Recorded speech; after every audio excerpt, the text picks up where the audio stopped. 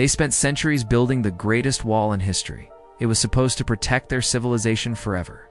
But when their enemies came, that wall didn't just fail. It trapped them. The Ming Dynasty believed geography was their greatest weapon. Mountains to the west, deserts to the north, and a colossal wall that stretched for thousands of miles. But every advantage has an expiration date. Today on MapMind, we're diving into how geography shaped China's greatest empire and ultimately led to its downfall. And if you think this story is ancient history, think again. The same pattern that destroyed the Ming is happening right now in modern nations. Please don't forget to like and subscribe so you don't miss more videos like this. Let's get into it.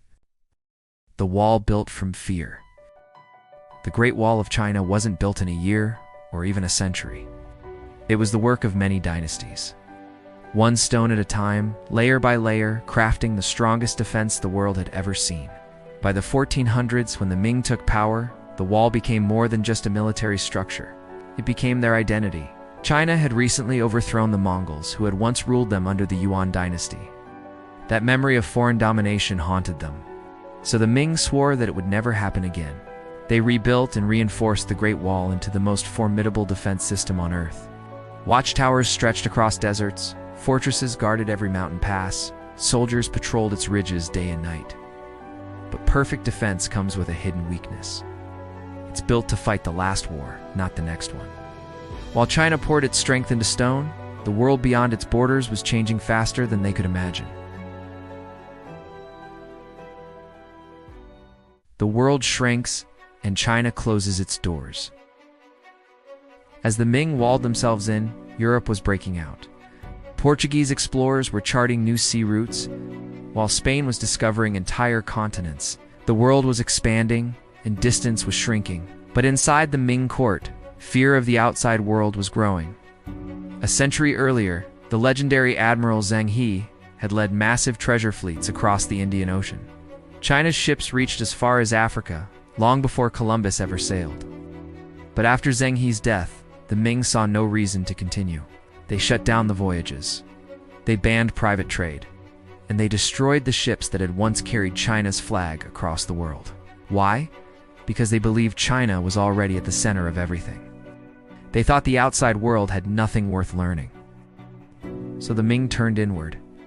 They built taller walls, closed their harbors, and outlawed foreign contact. To the Ming, the Great Wall was not only a defense, it was a philosophy. Isolation became policy, and that decision is what ultimately doomed them. While European nations were turning oceans into highways, China was turning its borders into barriers. Their walls didn't just keep invaders out, they kept innovation out. Technology changes the game. By the 1600s, the balance of power on Earth had shifted. The Ming Dynasty still saw the world through a medieval lens, where rivers, deserts, and mountains defined safety. But geography only protects you until technology evolves. Gunpowder, which China had invented centuries earlier, was now being perfected by others. The Ottomans used it to break through walls that had stood for generations. European ships carried cannons that could destroy fortresses from miles away. And to the north, a new power was rising, the Manchu. The Manchus studied the Ming, but they also studied the future. They adopted firearms, diplomacy, and new strategies. They weren't bound by the past. The Ming still believed they could defend themselves with the same old tactics. Their walls, their terrain, and their fear of change became their greatest weaknesses. Geography was no longer enough.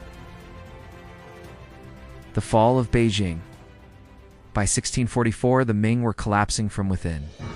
Centuries of corruption, famine, and mismanagement had hollowed the empire from the inside out. Tax revolts erupted everywhere, and provinces declared independence.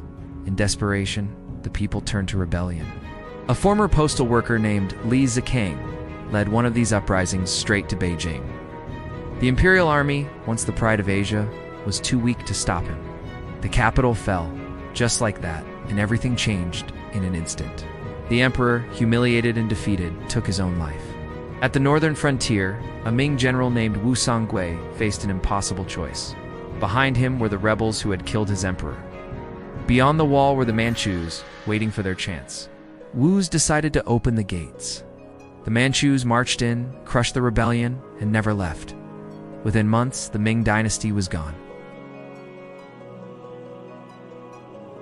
The Great Wall hadn't fallen in battle. It had failed in purpose. It had protected the empire for so long that it blinded them to change. And the wall they trusted most became the doorway through which their replacements entered. Geography's last gift. Ironically, the same geography that had doomed the Ming gave birth to their successors, the Qing. The Manchus understood the power of geography better than the Ming ever did. They didn't see the wall as a boundary, they saw it as a bridge. They expanded China's borders farther than any dynasty before them into Tibet, Mongolia, and Central Asia. They opened new trade routes, adopted foreign weapons, and engaged with the outside world on their terms. They had learned the lesson the Ming refused to face. Adaptation, not isolation, is what keeps empires alive. But even the Qing could not escape the cycle forever. When the Industrial Revolution began, steamships and iron cannons erased the advantage of terrain once again. Europe's power reached China's doorstep, and history repeated itself. The modern parallel. The Ming Dynasty's fall isn't just a story from the past, it's a pattern.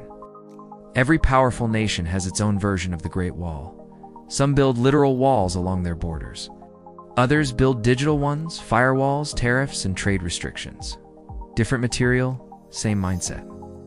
They believe they can protect what they've built by keeping the world out. But history never rewards isolation.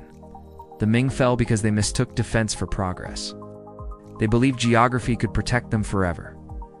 But geography doesn't adapt. People do.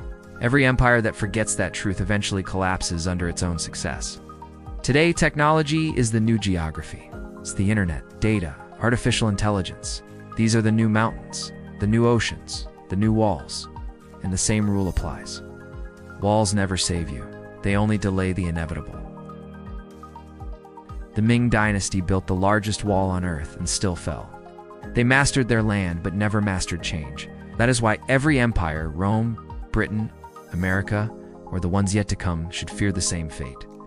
Geography builds civilizations, but technology can destroy them. The question isn't whether geography still matters, it's whether we'll adapt faster than it betrays us. But the story doesn't end with the walls of China, because while the Ming Dynasty was being betrayed by its mountains and deserts, another empire was trusting its fate to something even more dangerous: the sea. This is MapMind. If you want to see how geography continues to shape the rise and fall of modern nations, make sure to like this video, subscribe, and stay tuned, because next time, we'll uncover how the seas that built empires eventually sank them.